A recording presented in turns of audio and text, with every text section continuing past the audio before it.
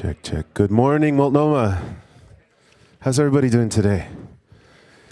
It is good to see you all. As you know, we are in the home stretch of the semester. We've just after today have, I guess technically 2 chapels. We'll be back together next week for a final chapel that is going to kind of wrap up our series for the whole year. And then the following week, we'll have our annual tradition of celebrating community awards together that will be presented to many of you. So be sure to join us next week and then the following week. And I'll share a little bit more about what we're going to do next week at the end of our hour today. But this morning, as you can see behind me, we've got a little bit of a different setup. We're accustomed to come every week and normally hear a message from a special guest taken directly from Scripture as we've been going through this series on what it means to be reconciled to God, ourselves, and others. And this morning, I'm so excited to welcome 3 very dear friends of mine that many of you are familiar with because they're either alumni or pastor a church here locally, or you've seen them speak in chapel or as part of our Voices gatherings. And so familiar faces to our campus, but with extraordinary stories about their lives, about their ministry. And so I'm excited for you to get to hear some of those stories of reconciliation that they're going to share with us today. But before that, I invited my dear friend Hannah that is going to open us up in some time of worship, and then we'll welcome our friends. So let's stand to our feet together, and let me open us up in a word of prayer. God, we're so grateful for this opportunity that we have every week to be able to come together as your children, as your daughters and sons whom you so deeply love. God, thank you that we have this privilege, this community, this family, these friends whom we can unite with together to sing of your name, of your goodness, of your blessing, of your provision in our lives. We love you and we commit ourselves to you. In your name I pray. Amen.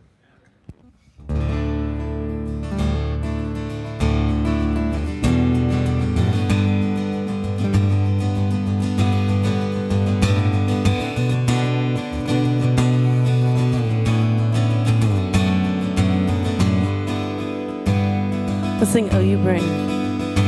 Oh, you bring hope to the hopeless and light to those in the darkness and day to light. Now I'm alive. Oh, you give peace to the restless and joy to broken, I see you now. In you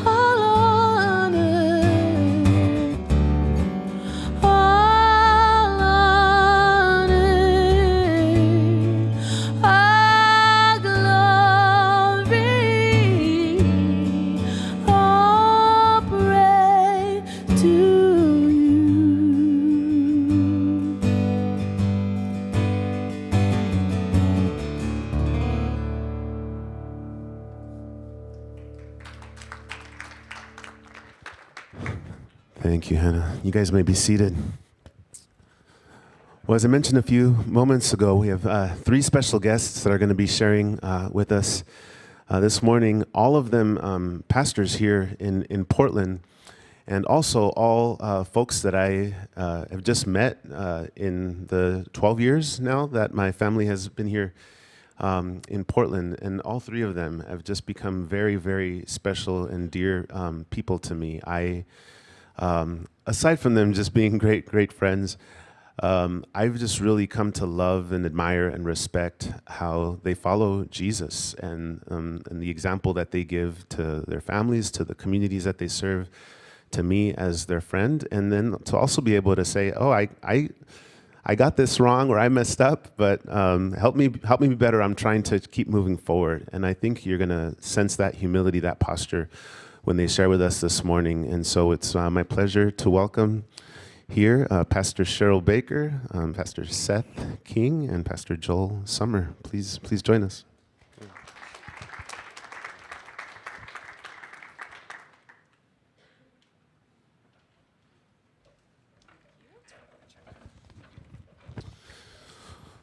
Well, friends, this time I have found goes by pretty quickly. But I wanted to start off even the morning just by having each of you share a little bit about yourselves. I mean, what does it mean to be you in this season of life, in this season of ministry where you find yourself now? Good morning, everyone.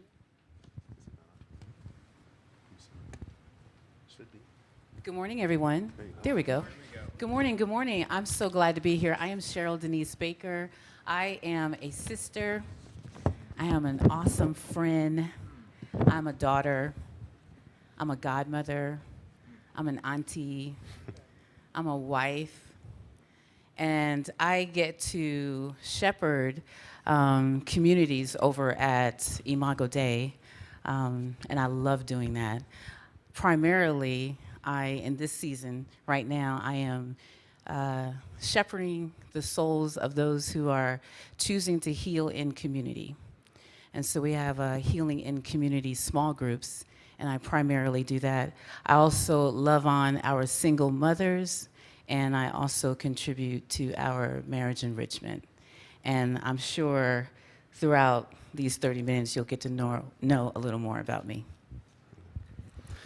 Cheryl is a good friend. She's a good person, in case you're wondering. And if you are, shame on you. My name is Seth. I am a dad. I'm a foster and adoptive dad, which comes with a lot of wildness and beauty. I have a lot of people living in my house currently, and I usually love it. And it's good. It's good. I work at Imago Dei at our central campus. I get to work with Cheryl, and I spend a lot of my time walking alongside folks and wondering with folks in our community of what it looks like to care for those that aren't being cared for well in our city, in our world, and our own community. They gave me my own special mic. They're like, this dude needs extra support. My name is Joel, and I'm really excited to be here today. Carlos and Seth are good friends, and I just met Pastor Cheryl, but it's going well so far, so I'm excited about that. My whole life, I have been the son of a Filipino immigrant mother and a Jewish German-American father. So I am a son. For the last 20 years, I've gotten to be married to a Latina immigrant from Argentina who then grew up in South Central LA. And for the last 10 years or so, she served as an anti-racist educator in a public school district here in East Portland. I also get to be a dad to, our youngest just turned 15. Our oldest is 19, a college freshman. Middle child I don't keep track of. I assume he'll return at some point. He's actually amazing. So as you can see, family is extremely important to me. Work, I get to do fun stuff, stuff that I love at work. I get to pastor a dope little church plant that I got to plant about 10 years ago and continues to exist in our neighborhood in Southeast Portland. I also get to contract with different organizations, sometimes big, sometimes little, to help them leverage the diversity of their teams for more effective work through inclusive practice. And then right now, I'm training to be a spiritual director. My kid calls it Jesus therapy, but it's basically helping people experience the presence of Christ in their inner life. So that's some of what I get to do. Very cool. Thank you, guys. Well, you're all aware that over the past year, our community's been kind of exploring together this idea of reconciliation, what the Bible has to say about reconciliation, and what it looks like, not only to experience a sense of what it means to be reconciled to God, but what that looks like applied to self, so that you can be effective and pleasant in community to others, and then be reconciled to others. So I was hoping that maybe some of you could share, how does your faith, how do you as a follower of Jesus, how does that inform your idea of what it means to be reconciled or reconciled to others? Yeah, I grew up in the church, and so this idea of reconciliation in terms of my faith was always something I heard a lot about. Growing up, heard like, you're not good enough on your own. Jesus died for you. That fixes it. Now you're good. That is really as far as my idea of reconciliation went. And one of the things when I look back on my growing up experience in Christian faith is that I missed out on a lot of what it looks like to be reconciled to God, and then that to have any difference in how I relate to those around me. And so as I've gotten to know Jesus better, as I have listened to voices around me speaking truth and sharing experience and story with me, one of the things that I've learned is that it is the invitation of Jesus for me to be reconciled within the community that I find myself, which means that I am taking steps to make right things that I have done wrong, and I am holding space for and making things right in ways that I represent something to folks as well. That looks like being a white guy in Christian spaces in the city of Portland. That means I'm holding things sometimes that maybe I didn't do. Also, sometimes I totally did do. And also, I'm going to engage folks in that instead of just pretend like everything is fine when everything is not. Because it's really easy to do that, especially in our city. And one of the things that I feel like is the invitation of Jesus is to stop ignoring things and pretending like things are fine when they are not, and instead push in. That's the beauty of who Jesus is, because it's not like you're bad, I fixed it, everything's fine. It's like, hey, you've messed up and I made you good, and let's get closer to that all together. Thank you, Seth. I just want to listen to Pastor Seth preach a little bit. So, also, I didn't realize that you were white. So yeah, I don't actually see color, but that's helpful. Yeah, for me, reconciliation is I love what you said. Sorry, do you need a minute? Reconciliation is about paying attention to Jesus. So when it comes to like this idea of reconciliation, I never ever ask, what would Jesus do? Don't ever ask that. I know you mean well, but when we ask, what would Jesus do, we're forgetting that he's in the room. Whatever he would do, he is doing right now. So when I interact with a story that is different than mine, whether that's the lady I married, or the kids that I'm raising, or my neighbor whose background is totally different than mine, as a follower of Christ, what I'm looking for is, Jesus, what are you doing right now? And I think, I don't know, it just gets real interesting. I'll stop there. That's. There's so much to say on this, and we don't have that much time, but I would like to add to this. It's a heart matter. I didn't recognize that until I got much older. I wish someone had helped me realize that. It's really about my heart. It's my posture and what's going on the inside. way more than a lot of the other things that are important but not a priority. Our hearts, God is, when you just look through the Bible, you can see that God talks about our heart and our desires, and he's like, guard your heart, and why? Why should we guard our heart? And so I was thinking about reconciliation. I thought the foundation, the base, the starting point is our heart.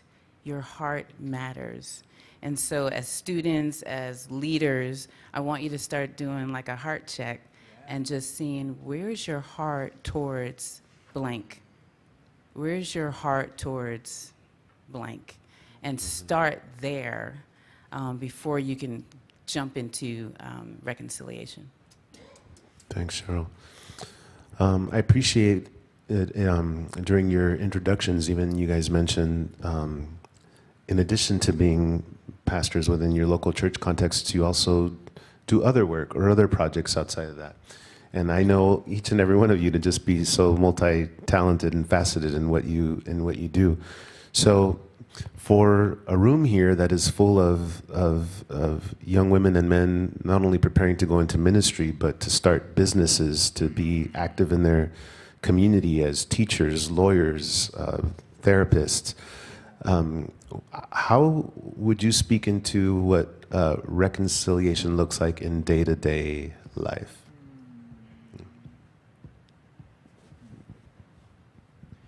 I think I would start by saying that it's never not relevant.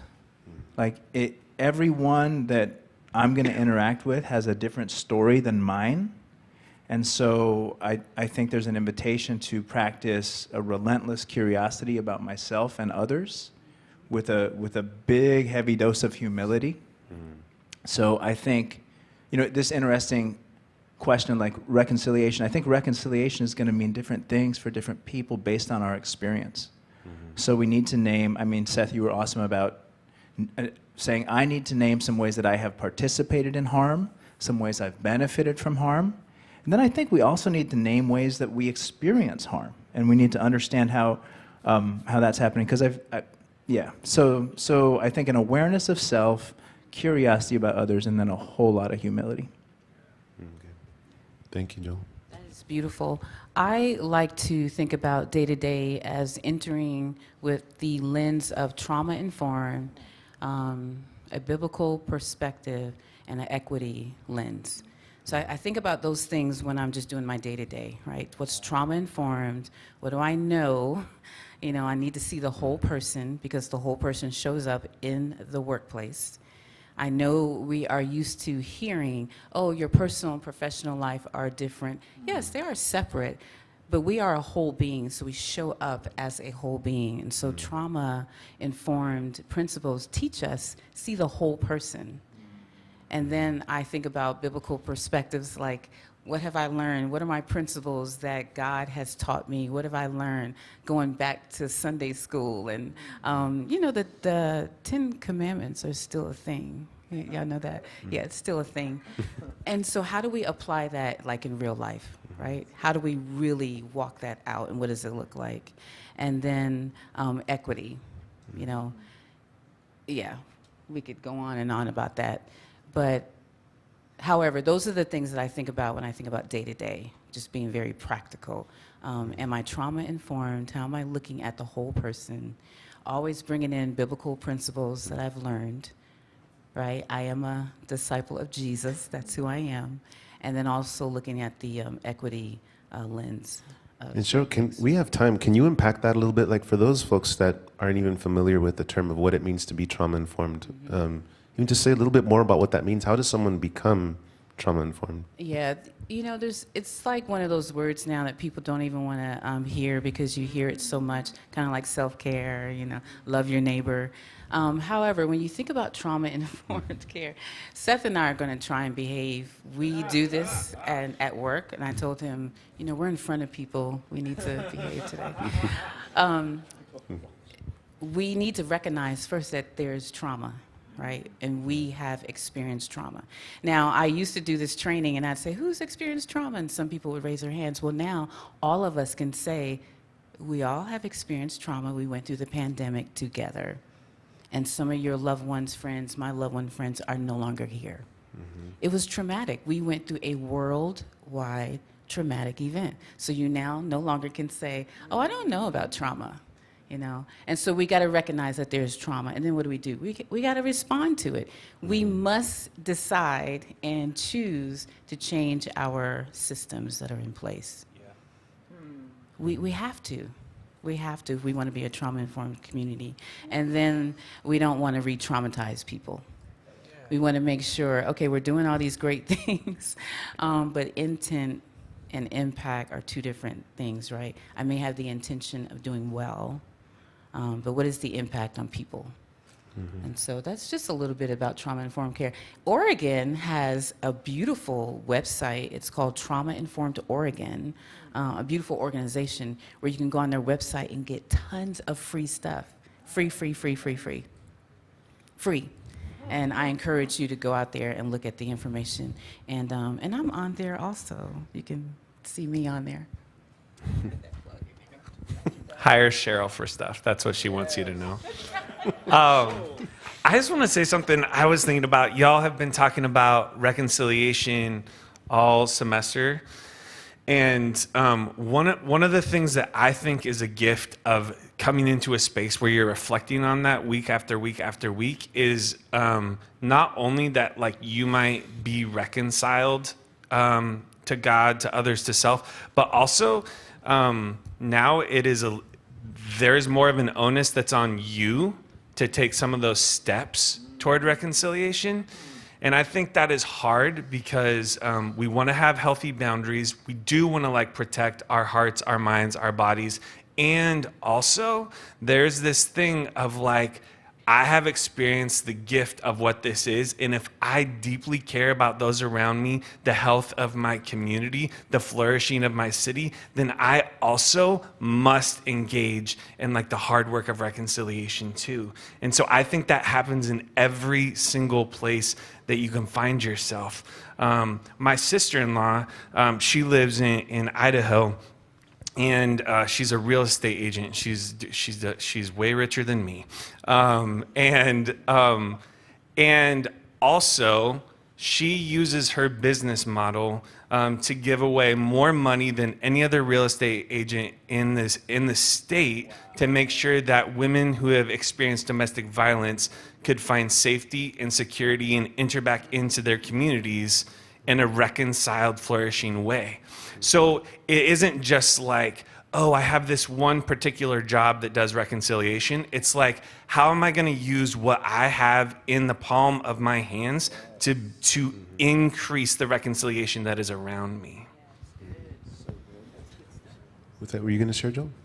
Well, and just maybe to add to that, God has created each one of us with gifts, with temperament, with things that make us come alive. So as you're here in college, you're paying attention to the things that make you come alive. It's going to lead you into whatever, career or vocation. And what a beautiful example of paying attention to people around and saying, how can I use this gift God has given me to love my neighbor in the mission of Jesus? How would you guys speak into, as a community of students that sometimes don't have a lot of resources, that hear these things and feel like, well, maybe someday when I'm more established, I can speak into this more. But right now, it's just surviving while I'm hearing. What are some proactive, tangible ways that someone in that situation can contribute to reconciliation in the world? When you look at headlines, when you walk one block in any direction from Multnomah, and just see what the world is. Okay, I think about this all the time. There is literally never going to be a time of your life where you get to be in the world like you are right now.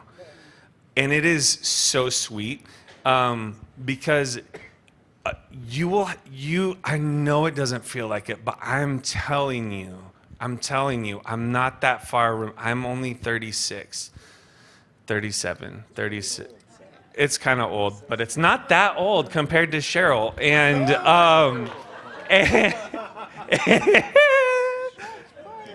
She's not laughing at that one. That's bad news.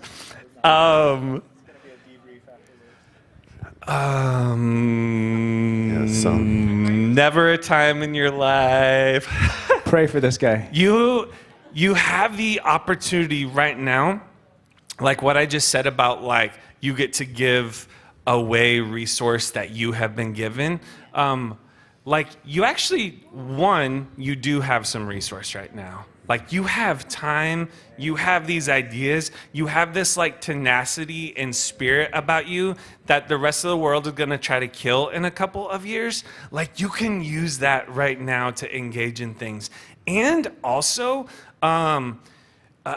I would say, especially to folks that find themselves in places of privilege and power, like you have an opportunity right now that you will not have in the fullness like you have right now to do some actual work and reflection in your life, to get healthy, to recognize like, here's who I am and here's how I show up in the world. And instead of like coming into everything with a fight to prove myself to somebody, like what if I use these years right now to actually listen to like what people around me are saying, what Jesus is inviting me into, and do some of that work right now so that you get to enter into these vocations, into the places of the world you want to be in a way that actually creates long-lasting change. Because I know that's what y'all want to do. Like you want to show up, you want to be a part of this bigger story than yourself, and you get to lay that groundwork right now instead of just like waiting for it to happen later.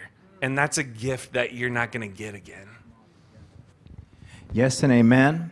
And I think you are essentially, it's like setting a rudder, right, on the boat of your life, right? And so little changes that you make right now, choices that you make to be curious about the world around you, choices that you make to be curious about your own family history and to honor that history, if you set that trajectory now, in 5, 10, 15 years, you're going to be in a very different place than if you're holding off on those questions. So this is a beautiful time to dig into questions, grow in awareness.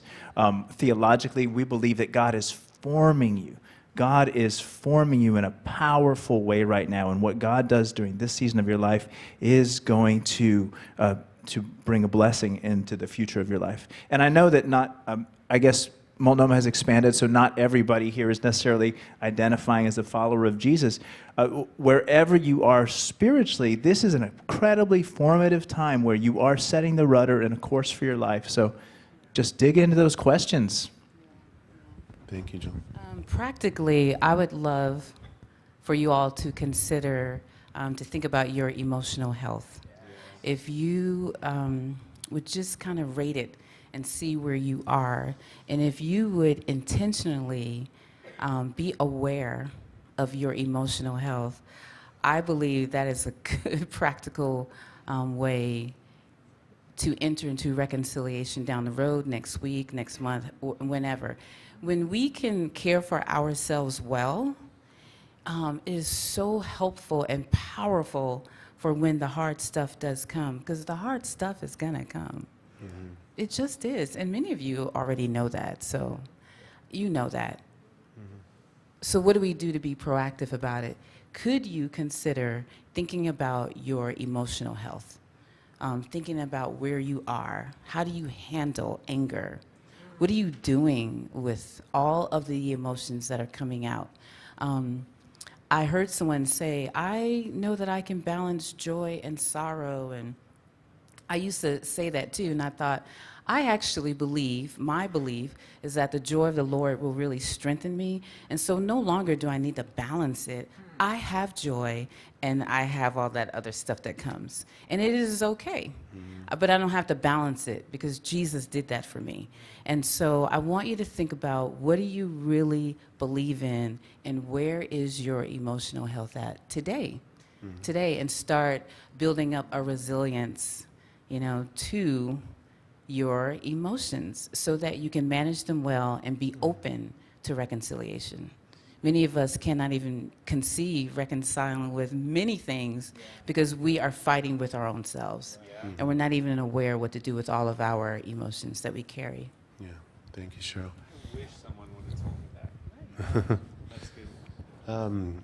I wanted to ask, can each of you share even just a personal story, a personal experience with reconciliation that has just hugely impacted where you're at now? Maybe it's even spoken into the trajectory of what you've chosen to do as vocation, or how you parent, or how you know. Yeah, I actually want to share a story of something I got to bear witness to that really shaped me. One of the beautiful things that I've gotten to do while living in our shared city is to engage with folks in the refugee asylum and immigrant population here. And several years ago, I worked for an organization that our goal was to figure out how do we connect people who have lived in Portland with people who are new to Portland so that they could find flourishing with one another. And so this woman came to me. She's a lovely, kind white woman in her 60s who had never been out of the United States. And she said, my kids are finally out of the house. They have their own families. I'm mostly just hanging out with my grandkids a couple days a week, and I need to do something with my time. Is there like a space that I could partner with something that you're doing? And I think her idea was like knitting blankets for newcomers. And knitting blankets is cool. If you're into knitting, no shade, like knit away. And also what we were needing is like people to build friendship with other folks. And I was like, yeah, actually, there is this mom who has 4 kids who just came from Democratic Republic of Congo, whose husband is at work all day, and she really, really, really misses her mom. And this lady who was wanting to mostly knit was like, well, I've never met someone from another country and become friends with them. And in fact, she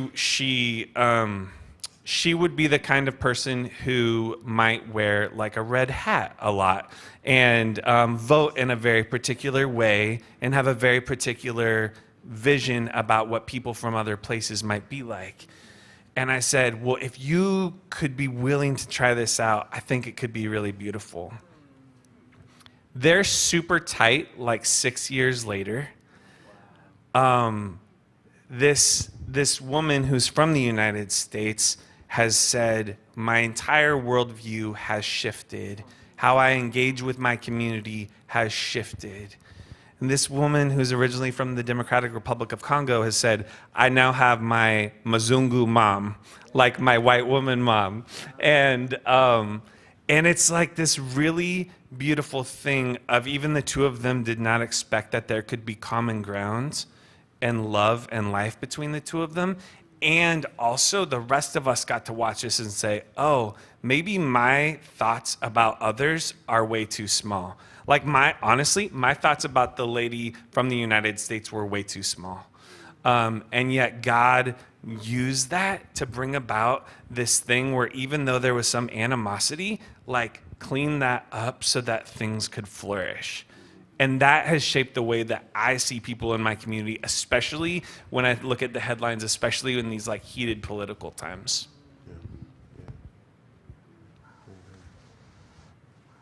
Well, Cheryl, Joel, you have a story?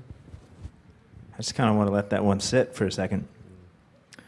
But I think it illustrates that when we love somebody who is different than us, especially somebody who's being affected by big global systemic realities in a way that we are not, that's where transformation can really start to happen.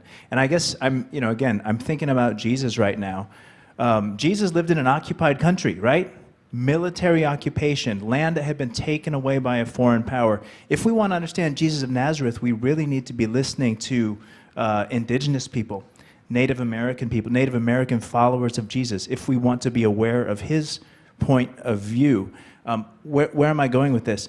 But in spite of being, a colonized person, an oppressed person, Jesus didn't look up the ladder, and he wasn't like, wow, how can I get what the Romans have?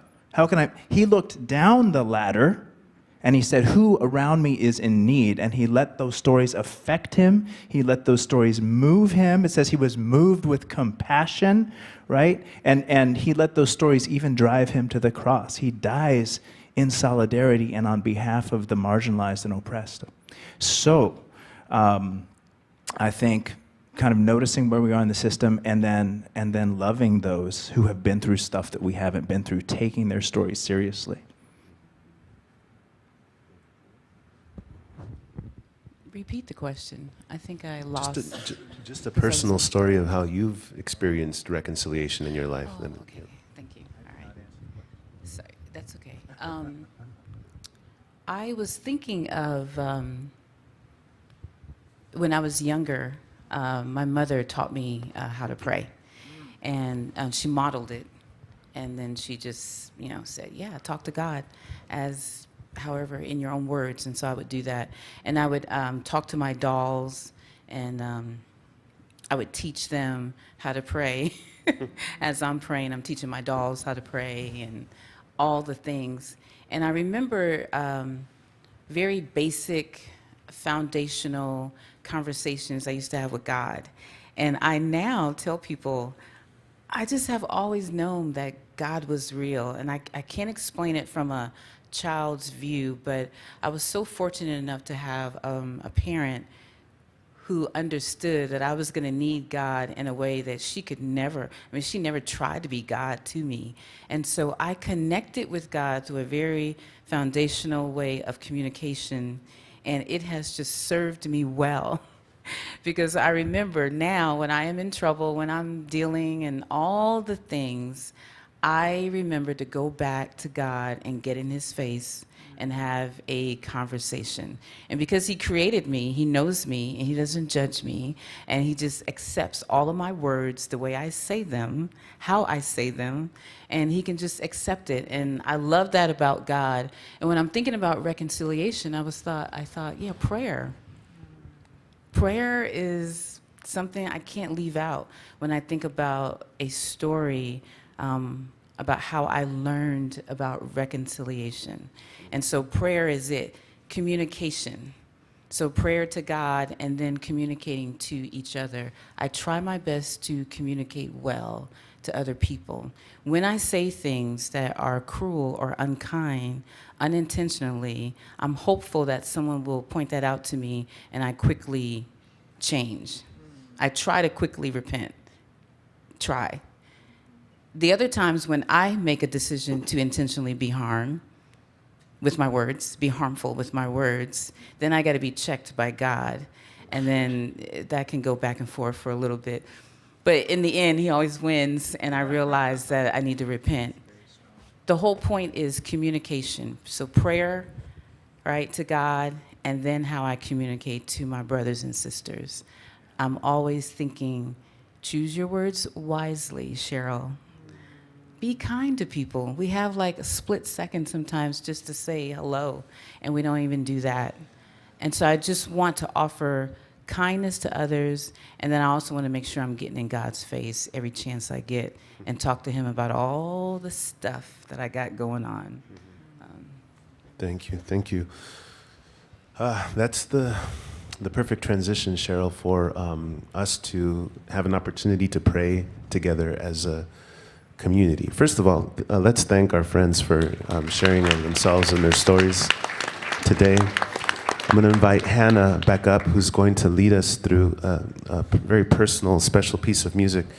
But before she does that, I'm going to ask us to stand together, and I want to lead us in a corporate, responsive prayer that speaks to what we've just been dialoguing about with together. And so these words have been written by someone else, just kind of like the songs that we come and sing in this space together, that give us words, that give us mindset, a spirit to pour out of ourselves to God. And so if you look at the screen, I'll be leading the portion as the leader, and each time there'll be a portion for you to respond to together as God's people. So let's pray. Reconciling Spirit, guide us in our efforts to help bring about reconciliation. Give us the strength to persevere without counting the hurts.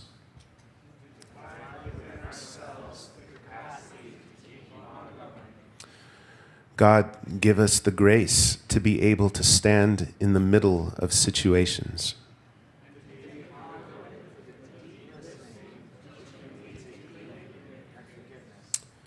Father, help us to conduct ourselves with dignity.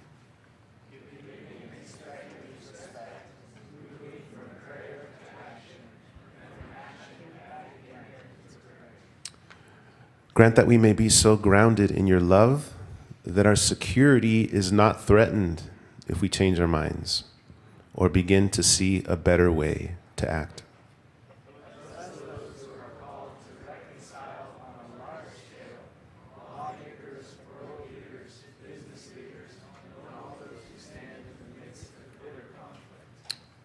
Reconciling Christ, bless us and bless all who engage in the sacred work of envisioning new wholeness and reconciling people and nations together. Amen. You may be seated.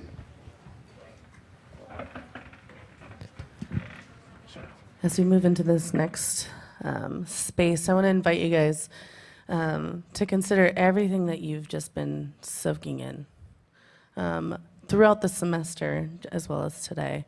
What are the ways that we need to reconcile with God within ourselves, reconcile with one another, reconcile maybe within hierarchies, systemic hierarchies? How do we practically today, in this moment, in this week, in this year, begin to dream of another way to love one another better? We are all uniquely and beautifully made. With different skill sets, amazing imaginations, each one of us individually. What are creative ways that we can learn to see and love one another?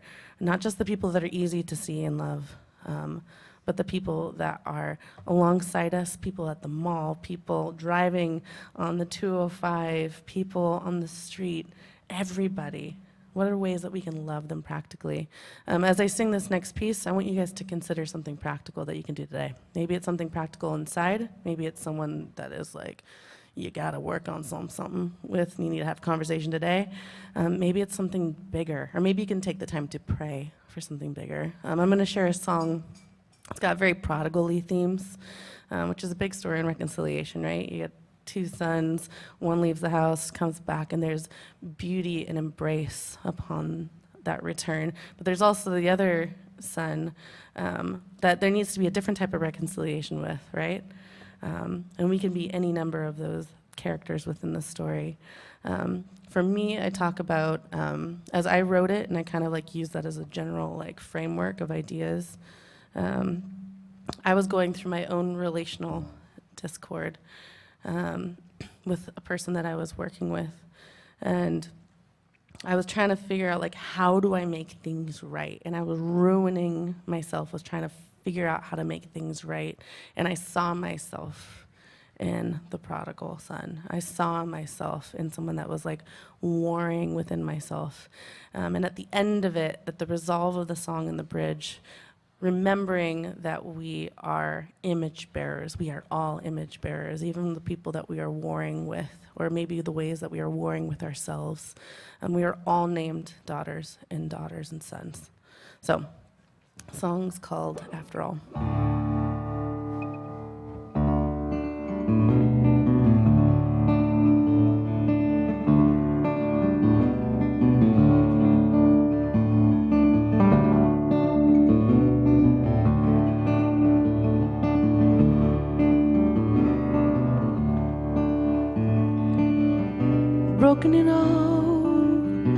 Broken in all that I've done, broken in all that I've done. You keep taking the fall, bound up in wars that you've won. Spoke into it all, loosen the hold I had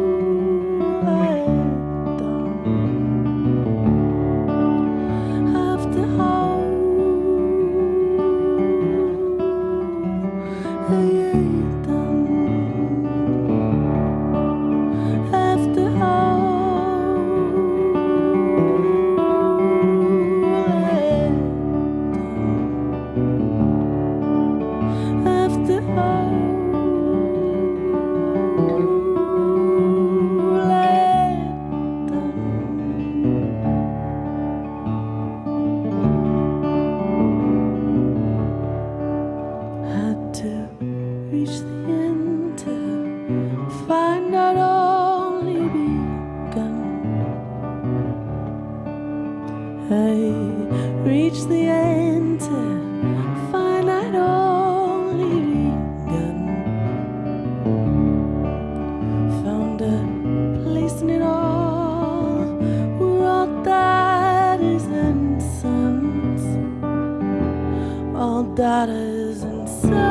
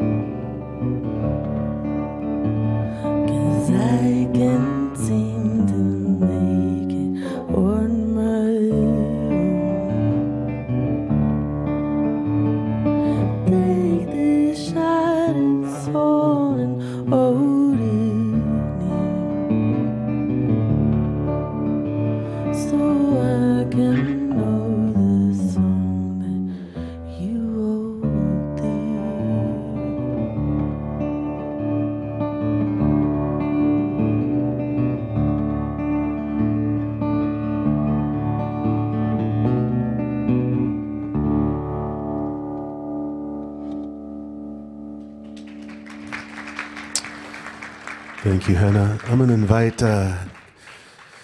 Kayla to give us our code as we prepare to go. If you want to pull out your phones, you can enter your attendance. And let's stand together, and then Pastor Cheryl is going to come and send us out with a final blessing.